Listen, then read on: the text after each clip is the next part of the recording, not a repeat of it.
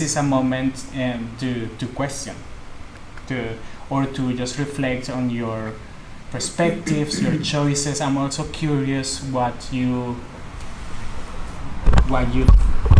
dance for. What was your promise? I must admit that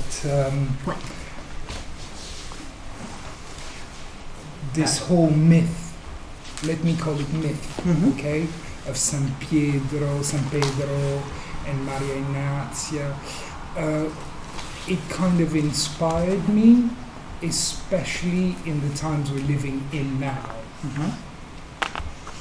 But beside me feeling and expressing myself, my question to you would be, if you would like to contemporize or decolonize this dance, are you thinking about the music too? Yeah, I think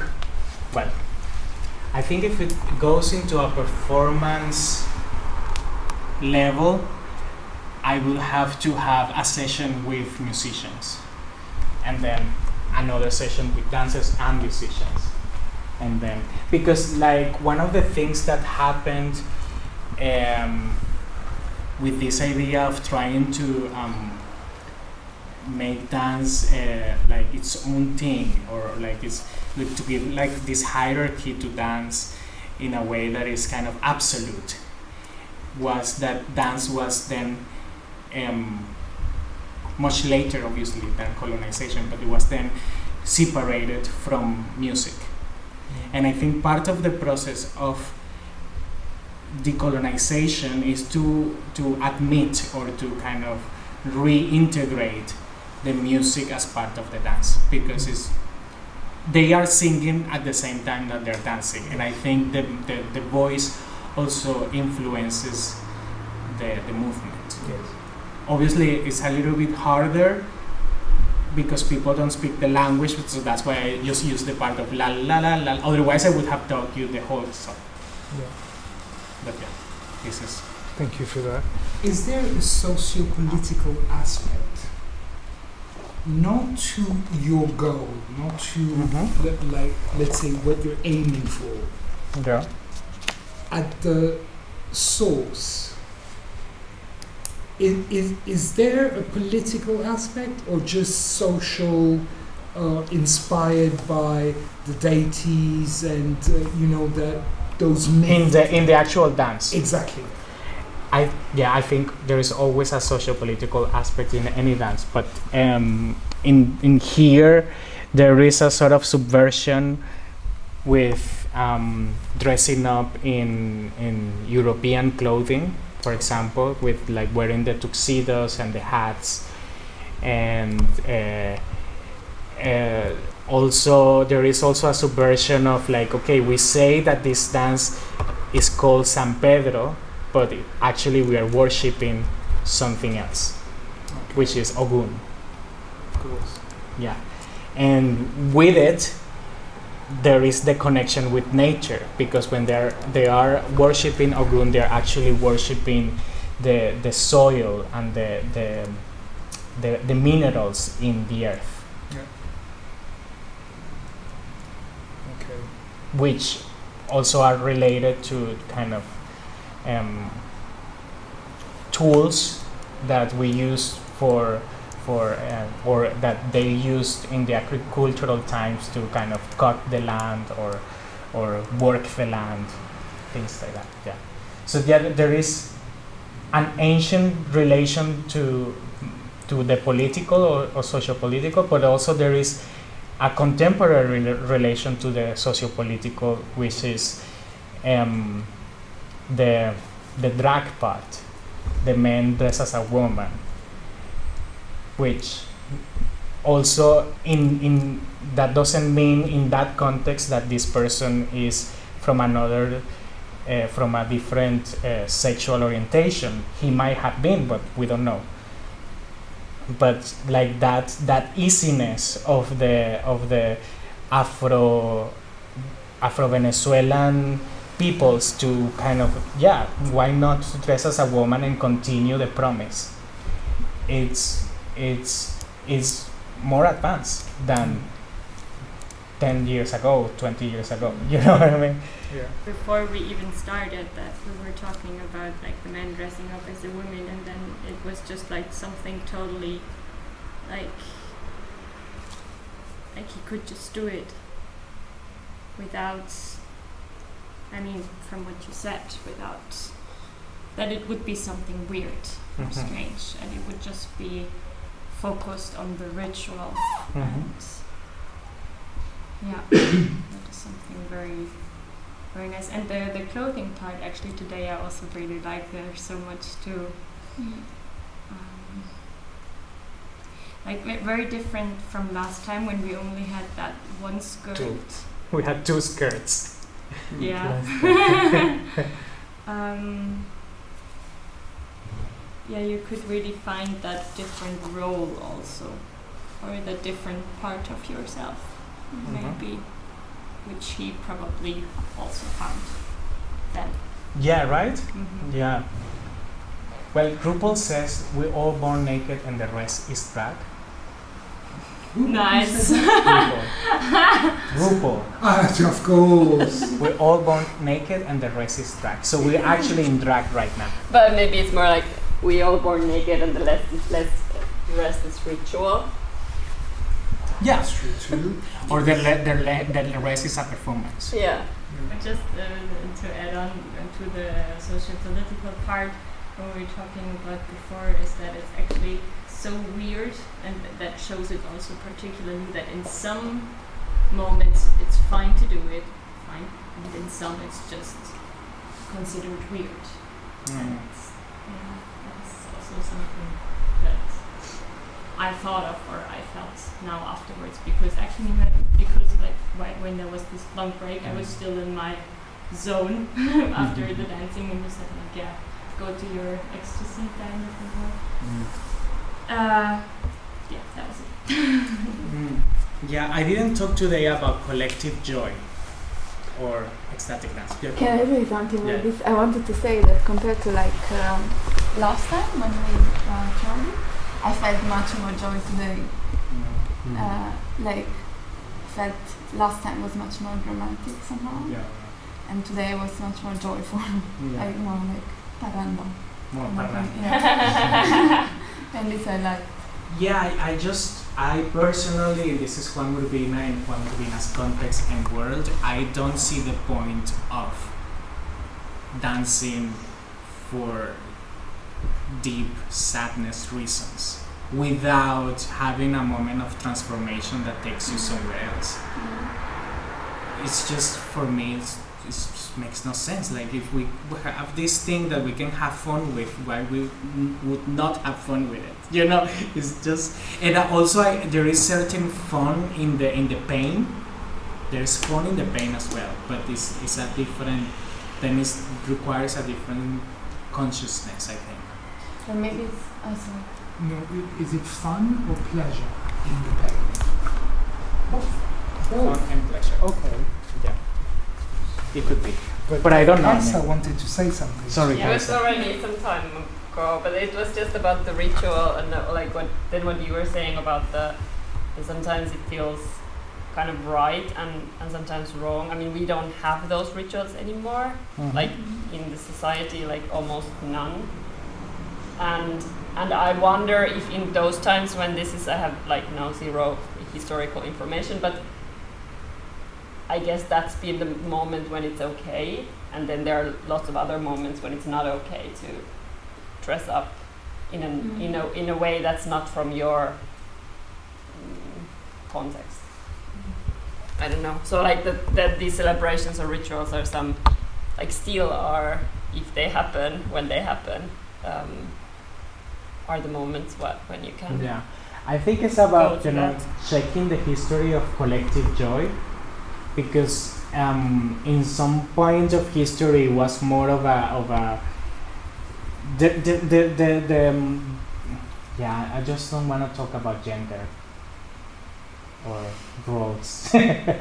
But I think they have always existed somehow. Like this is the way he does it, and this is the way she does it. But there have always existed the blurry lines as well.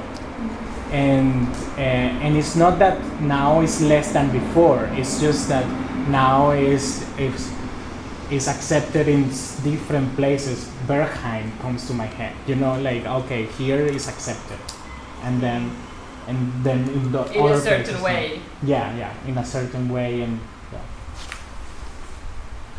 I don't think there is anything wrong about it. It's just I think our role as they have this word cultores, people of culture, people that share the culture. Our role as cultores is to keep giving visibility to these gray areas, so we don't stay one side or the other. I think it's part of the role of the cultor, apart from researching on what traditions we have and rituals we have. Yeah. I was thinking that because last time we spoke more about this healing, or like then maybe as well like joy and celebration helps us healing somehow. That it doesn't like healing, or I don't know, that you don't necessarily have to feel deep sadness to, I don't know if this makes sense, but like also it's okay if it doesn't, like, yeah. From like Maria Ignace, yeah, she kind of danced for her daughter to be better, but the act of dancing is not itself something like it's something that brings joy somehow, no?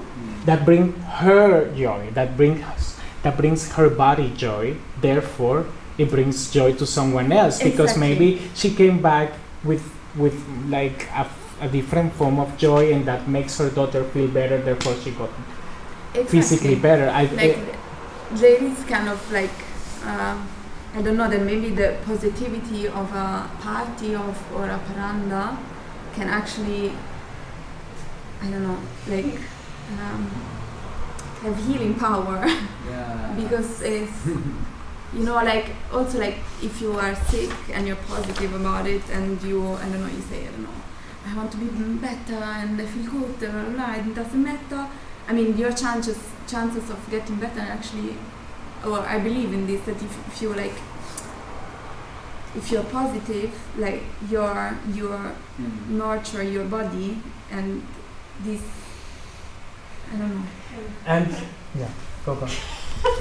I feel it's totally like I'm not on the same sync with you, but I'm thinking of something of like this like electromagnetic fields of humans and everything, and that you can actually change those, and like with this positivity, or like in the brain you can change a lot of stuff. There's like, that's kind of somebody's researching somewhere. But I was thinking of that, There is obviously a scientific side of it, even from mirror neurons. Like if you go to a performance where everybody is experiencing pleasure, even if you were sitting, you are gonna feel better yourself, But also these extreme forms of pleasure and ecstasy was the way the slaves managed to survive. Otherwise they wouldn't have. Otherwise their civilizations or their cultures wouldn't have moved through. And that's why it's so powerful and so politically important.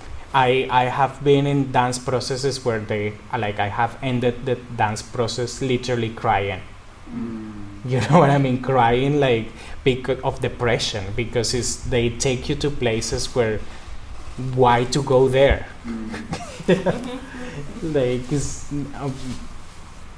if we could just be together dancing with each other in a simple way, why to go to a for the sake of art?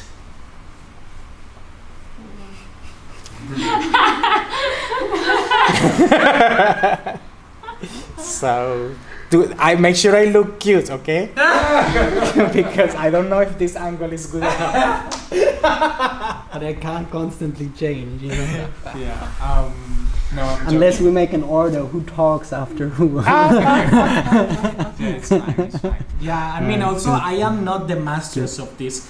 Obviously, there is a research behind, but I also there is question marks. I cannot tell you that joy heals your body, for sure.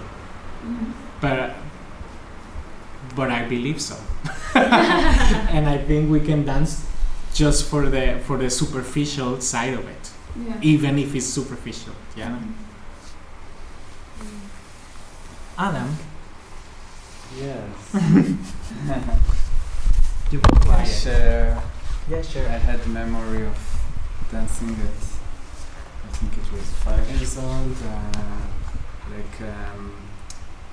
Friday evening. This is the moment in Jewish religion when you get together, and afterwards there was it's a small kibbutz, so there is music and coming together and dancing, and it's every week. So when we would go to my family in this little village, we would dance, and somehow it really arrived now, this pleasure of dancing together. And when you asked for promising, or I think I was more having in mind not what I promised, but to channel, that I can channel my dance towards somewhere and connecting together. So your wish was to channel your dance through a positive path? Yes, and I feel there were moments it was relaxing. It was less about concentrating what shall I do, but to just be part of, listen to what is happening, and to let myself channel it. I don't know, it was somehow, this is a feeling that came also relaxing. Some expectations, I guess. Somatic relaxing? Yeah, also. No, I mean, I don't know what you mean, but just physically. Well, it's somatic means. Maybe it was less going to tightening myself, and I think mentally. Relaxing. Body and mind. Yeah. Was it body-mind centering? Definitely. Mind body relaxing. My theory is also that, which I also share with you, is that all these dances are somatic, because they come from a place of this, what you said.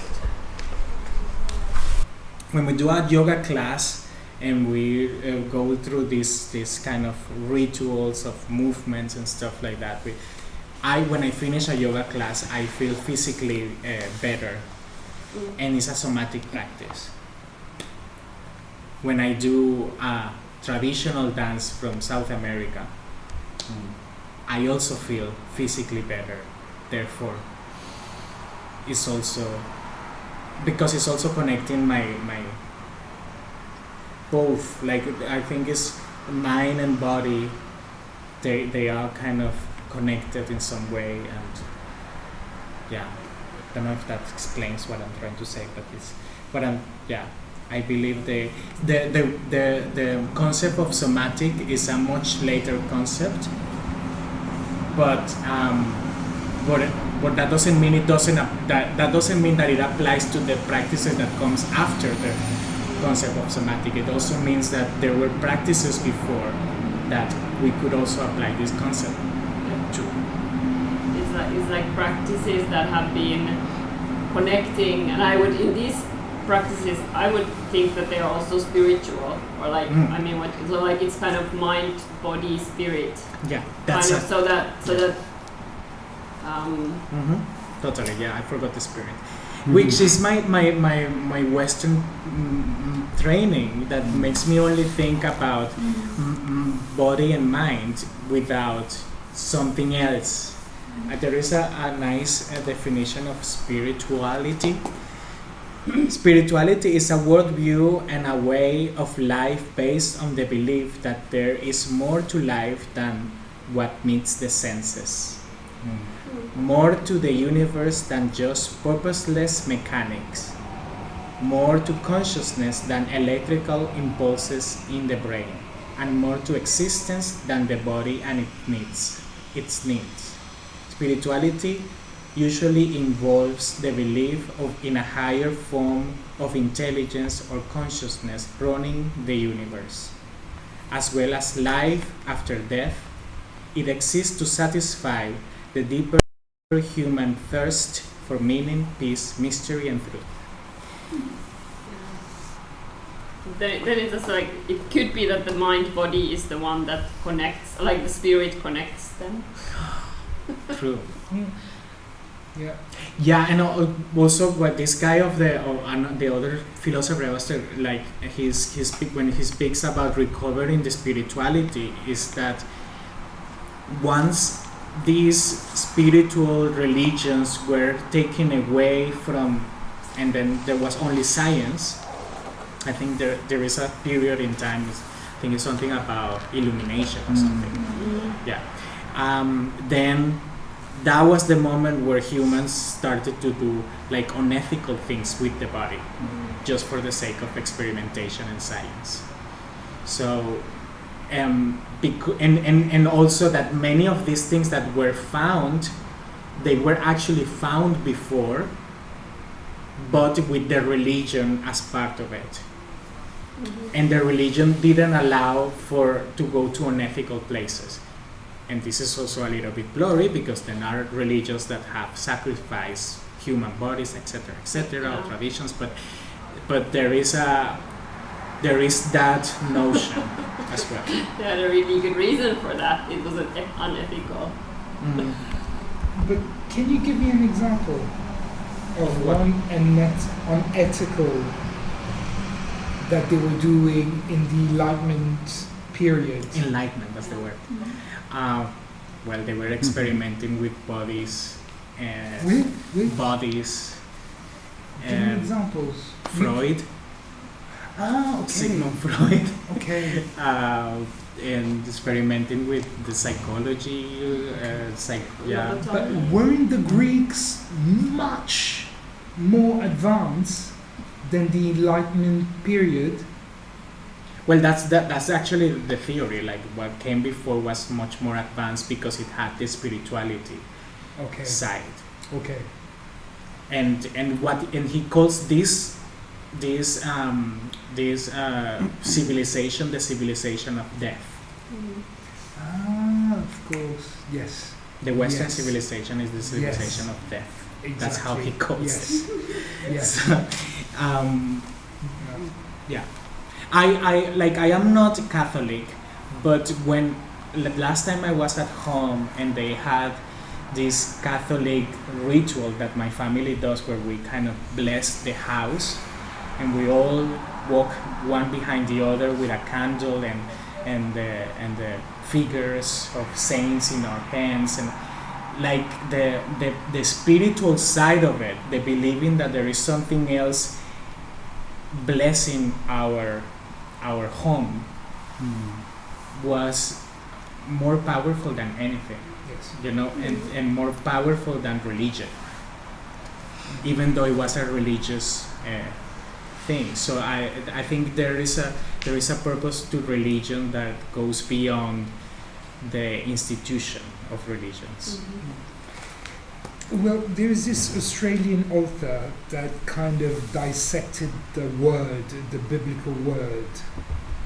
But there is this kind of chapter, this whole chapter, that he deems necessary for people to know that prayers, whichever kind of prayers, are much more powerful than,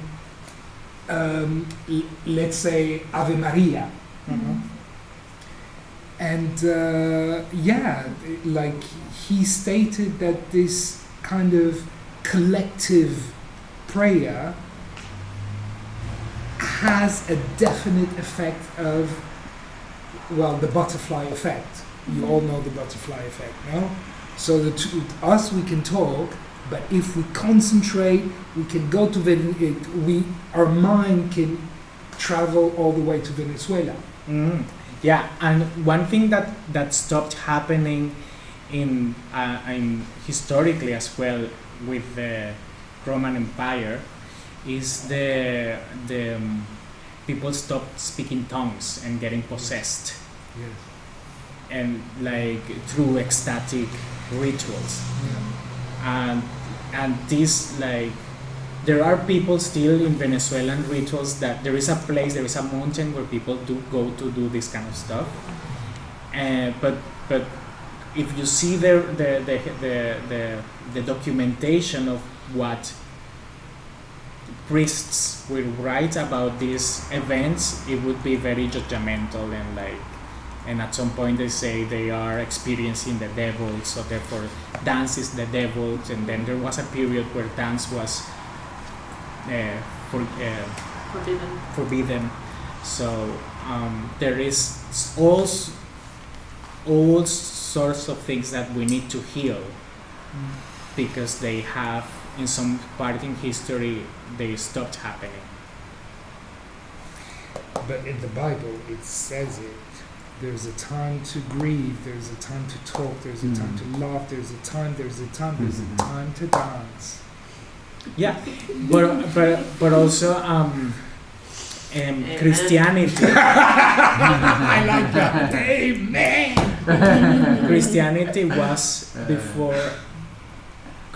was much more of a dancing religion. Yeah. Much before it became like an institution where there is someone that dictates what is. The Spanish, no? Inquisidores, no? I think it were the Italians, I'm sorry. No, the Pope started the slavery, Pope VI. I don't know. There is some part in history that my brain goes like, and I don't really. It's too painful. It's just not painful. It's just I don't have the capacity, the memory capacity to remember the gigabytes. I just don't have it. But there is a moment where I cannot go there anymore.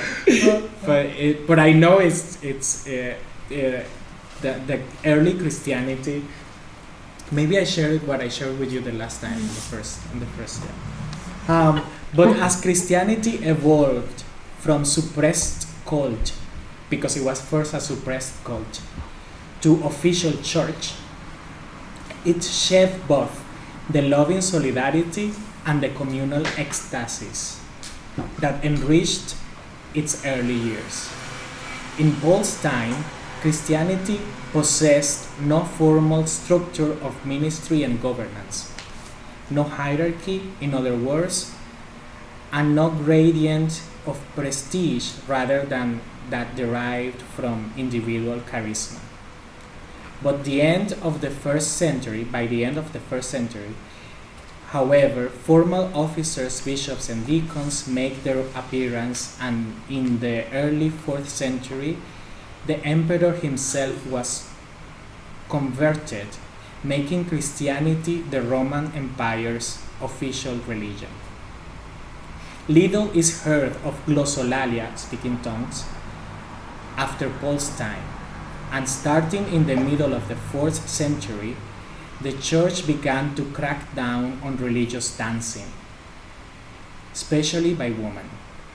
Basilius, the bishop of Caesarea, railed against the unseemly behavior of Christian women at the celebration of the resurrection, in terms of suggesting that Pauline insisting on head coverings had indeed been aimed at the suppression of ecstatic dancing in church.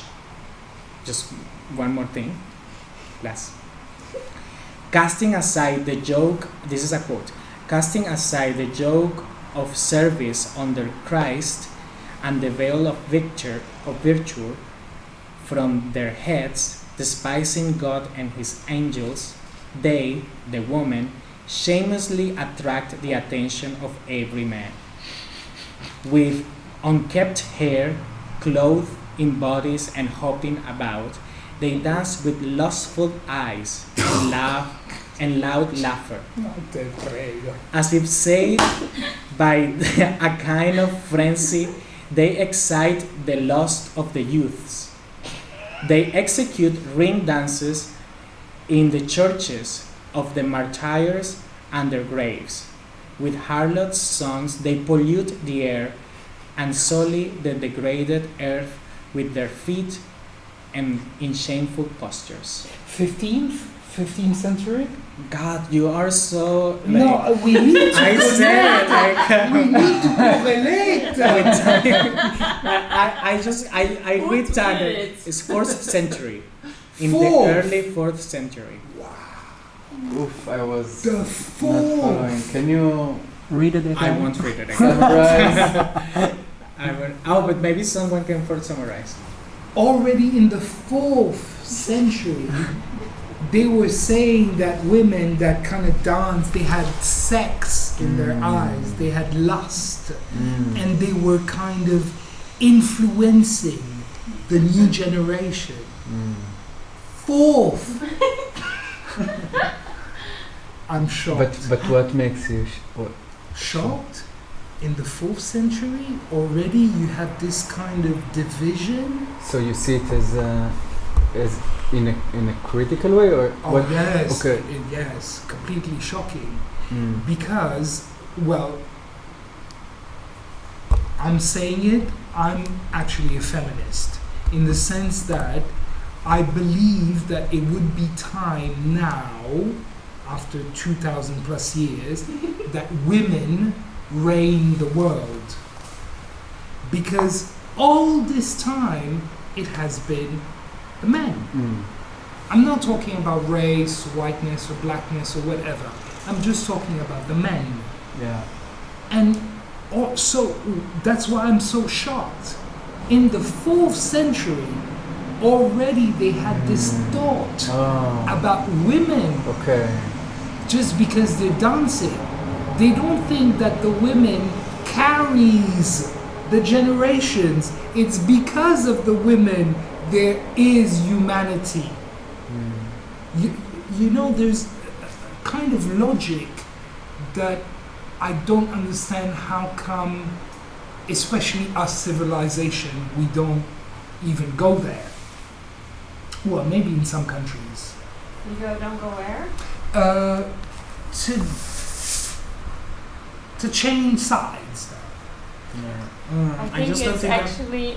Sorry. No, because you said you were so shocked. I don't know when I heard it. Now I heard it for the second time, and like emphasizing again on the date. I was somehow not surprised, and it actually, I think it makes sense. Like it goes so deep, it goes so far back, and that's why we are still where we are, because it's like it's going on forever. Yeah. So. But also there is document that explains how this happened. I also don't think there is a thing of men and women. I also think there like women and men both participated in this separation of women and men. There is, and that doesn't mean that now I'm gonna not be a feminist. It just means that we need to go back in history and check what are the facts. Well, I would say that now women and men are still both keeping that alive. That same thing, and I don't know if in that moment, like it's a bit hard to say. In that moment, like when you were like, It's hard to check. it's a bit hard to check. Like that people wouldn't be like. I mean, yeah. It goes so much into like believe what you think, what you think women and men are, and if it's like what are the differences and what are the possibilities, and I mean those times also, yeah, being a woman, having a child is a huge thing, and if you're pregnant almost all the time and you're quite like vulnerable. Yeah. But Yeah, I mean there is. I think there is also a prehistorical reason that might be related to men protecting women from being raped by other men.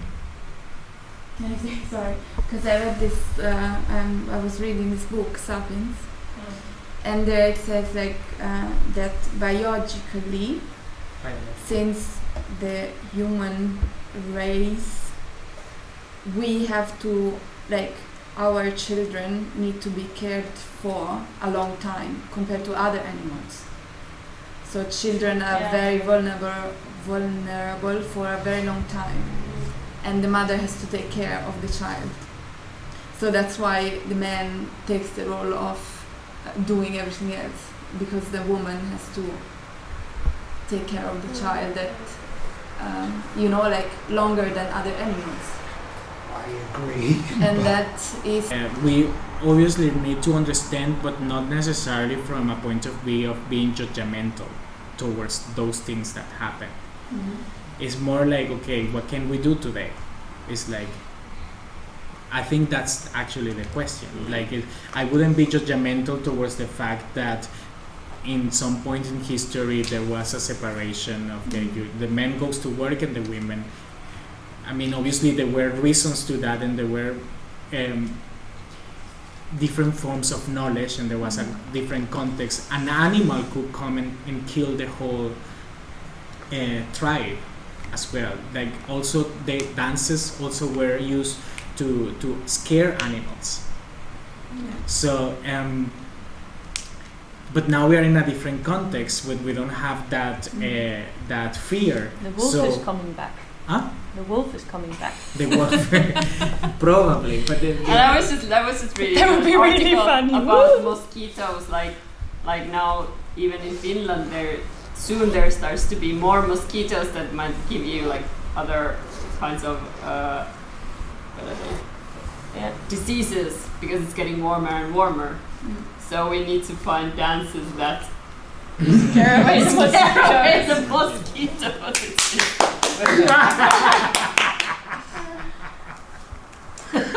Yeah. Well, maybe I think. That's a joke. You're smart.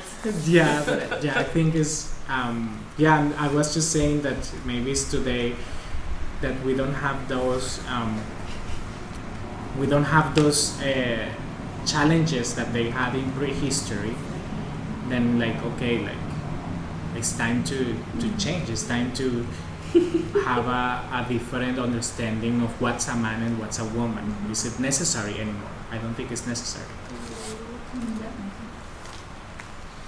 Even though thinking of the challenges that they maybe had the challenge with the animals, that we have other challenges that are maybe not animals, but coming back to not connecting to your spiritual part, maybe that you are so focused on work, for example, to what did I want to say? Kind of defend yourself from that, also from that other kind of devil. Don't work too much. Well, thank you so much. I think we can leave it from now. It was a pleasure. I hope it gets you somewhere. I don't know. I also have my own questions, so yeah, let's keep the conversation. It was good. It was great. yeah. Yes.